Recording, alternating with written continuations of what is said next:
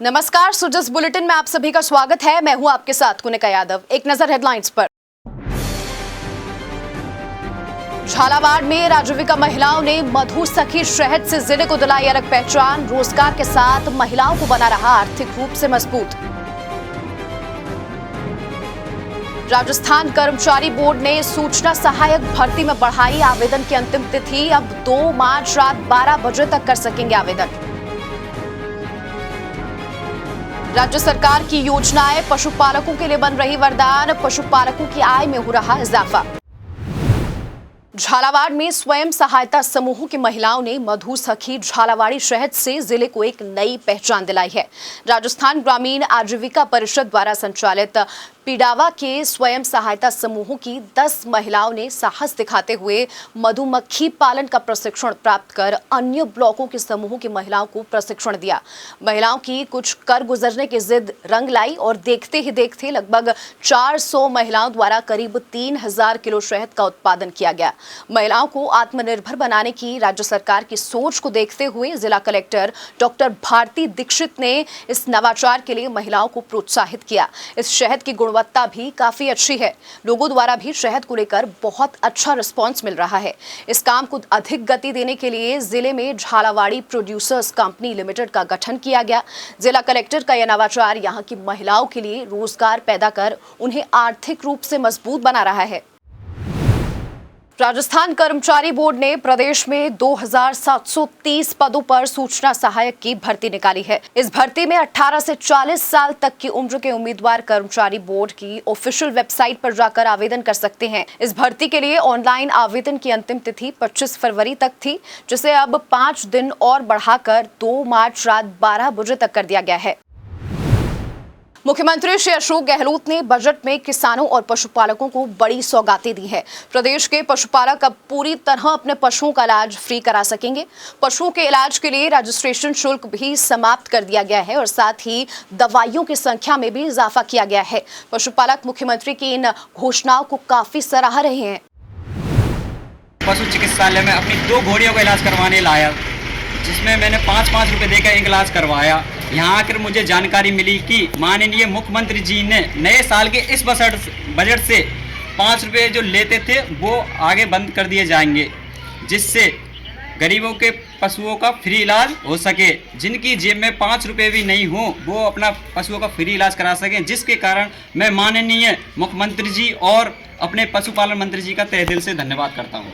महोदय ने अब जो बजट 2023 पास किया है उसमें पहले क्या है कि पशुपालकों के लिए बहुत आर्थिक सुविधा दी गई है। पहले क्या हमारे पशुओं का जो टीकाकरण होता था जिसका शुल्क लगता था, पैसे लिए जाते थे, लेकिन अब मुख्यमंत्री महोदय ने जो बजट किया है उसमें जो टीकाकरण है उसको निःशुल्क कर दिया गया है, जिससे किसानों पर या पशुपालकों पर वो आर्थिक भार नहीं पड़ता। क्या है पहले पशु क्या है ज़्यादा होते थे, टीकाकरण नहीं किया जाता था क्योंकि उनके पैसे नहीं थे आर्थिक सहायता के लिए आर्थिक आधार पर।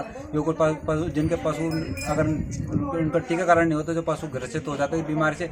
और अब क्या मुख्यमंत्री महोदय ने जो टीकाकरण किया उसको निःशुल्क कर दिया गया है और उसके कोई पैसे नहीं लगते हैं। माननीय मुख्यमंत्री महोदय ने इस वर्ष बजट घोषणा में पशुपालक के लिए बजट में बेहतरीन प्रावधान किए हैं, जिसके अंतर्गत पशु मित्र योजना से पशुपालकों को उनके द्वार पर पशु चिकित्सा सेवा उपलब्ध हो सकेगी।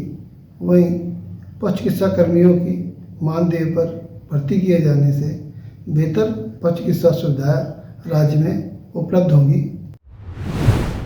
हर हाथ को काम मिले और कोई भूखा न सोए, इस दूरगामी सोच के साथ मुख्यमंत्री श्री अशोक गहलोत द्वारा 2022 में शुरू की गई इंदिरा गांधी शहरी रोजगार गारंटी योजना अब जयपुर शहर में बेरोजगारों को रोजगार देने के साथ साथ शहर की सूरत बदलने में उपयोगी साबित हो रही है।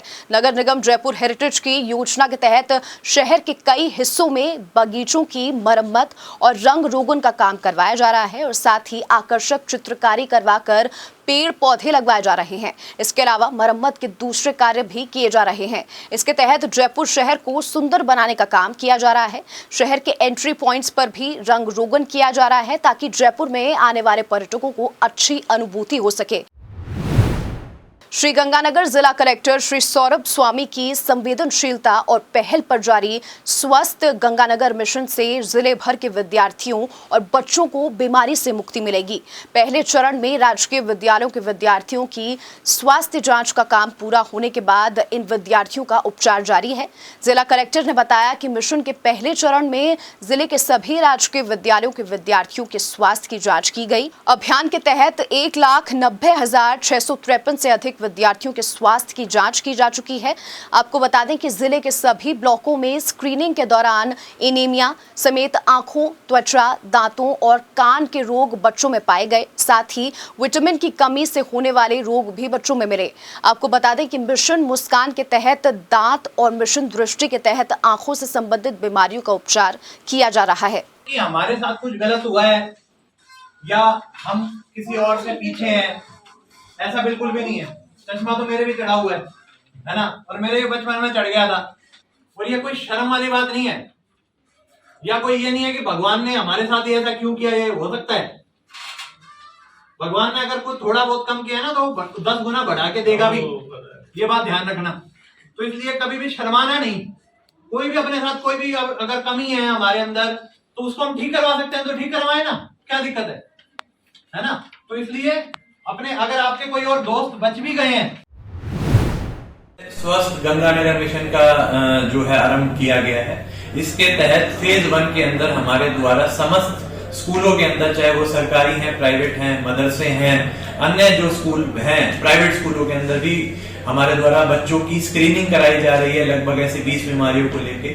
तत्पश्चात सभी आंगनवाड़ियों के अंदर प्रेग्नेंट एवं लैक्टेटिंग मदर्स की भी स्क्रीनिंग कराई जाएगी विभिन्न जो है बीमारियों को लेके। स्क्रीनिंग के पश्चात फेज 2 के अंदर डाटा का आकलन करके और जो बीमारियों के अलग अलग सेट्स हैं उसके हिसाब से ब्लॉक लेवल के ऊपर कैंप्स लगा के पक्का चिन्हीकरण किया जाएगा कि किस बच्चे के या किस महिला के किस प्रकार की बीमारी है और उसका क्या इलाज हो सकता है। और फेज 3 के अंदर हमारे द्वारा चिरंजीवी के अंदर उनका फ्री में इलाज करवाया जाएगा। जिनका इलाज नहीं हो सकता है, उनको डिसेबिलिटी है अगर कोई, तो उनके सर्टिफिकेट वितरित किए जाएंगे। और अगर मान लीजिए कोई अलग बीमारी है और उसका इलाज अगर निरंतर रूप से जारी रखना है तो वो भी किया जाएगा।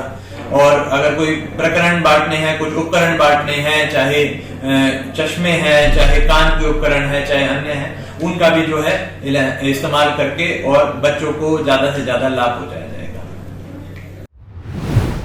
मुख्यमंत्री बाल गोपाल योजना से बच्चों को काफी फायदा हो रहा है। इस योजना के तहत सरकारी स्कूलों में पढ़ने वाले कक्षा 1 से 8 तक के बच्चों को सप्ताह में 2 दिन पौष्टिक दूध दिया जा रहा है। राज्य सरकार की इस पहल से बच्चों में कुपोषण की समस्या भी कम हो रही है। इससे उनका शारीरिक और मानसिक विकास भी हो रहा है। देखिए एक रिपोर्ट। मुख्यमंत्री श्री अशोक गहलोत द्वारा मिड डे मील योजना में पौष्टिकता सुधार को देखते हुए नवंबर 2022 में मुख्यमंत्री बाल गोपाल योजना का शुभारंभ किया गया।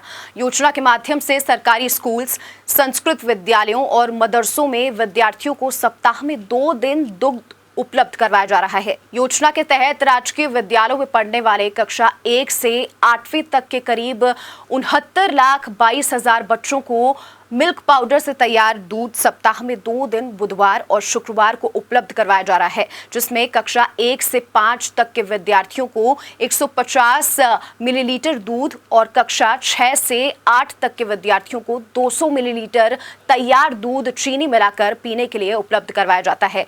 इस योजना के कारण राजकीय विद्यालयों में बच्चों की उपस्थिति में भी काफी बढ़ोतरी हुई है। योजना के कारण बच्चों के परिवारजन भी बच्चों को स्कूल भेजने के लिए प्रेरित हो रहे हैं। मुख्यमंत्री बाल गोपाल योजना के तहत विद्यार्थियों को विद्यालय प्रबंधन समिति की देखरेख में प्रार्थना सभा के तुरंत बाद पाउडर मिल्क से तैयार दूध उपलब्ध करवाया जाता है। दूध की गुणवत्ता की जांच के लिए विद्यार्थियों को दूध पिलाने से पहले एक अध्यापक, एक विद्यार्थी के अभिभावक और विद्यालय प्रबंधन समिति के सदस्य द्वारा पोषाहार की भांति दूध को चखा जाता है। दूध की गुणवत्ता सुनिश्चित होने के बाद ही विद्यार्थियों को दूध का वितरण किया जाता है। योजना के बेहतर संचालन के लिए राज्य सरकार द्वारा 476 करोड़ 44 लाख रुपए का प्रावधान किया गया था। मुख्यमंत्री श्री अशोक गहलोत द्वारा अब बजट घोषणा वर्ष 2023-24 में मिड डे मील के तहत 1000 करोड़ रुपए की लागत से बच्चों को प्रतिदिन दूध उपलब्ध करवाए जाने की घोषणा की गई है। Bureau report, Sujas bulletin. So just bulletin में फिलहाल के लिए इतना ही, फिर होगी मुलाकात, तब तक के लिए नमस्कार।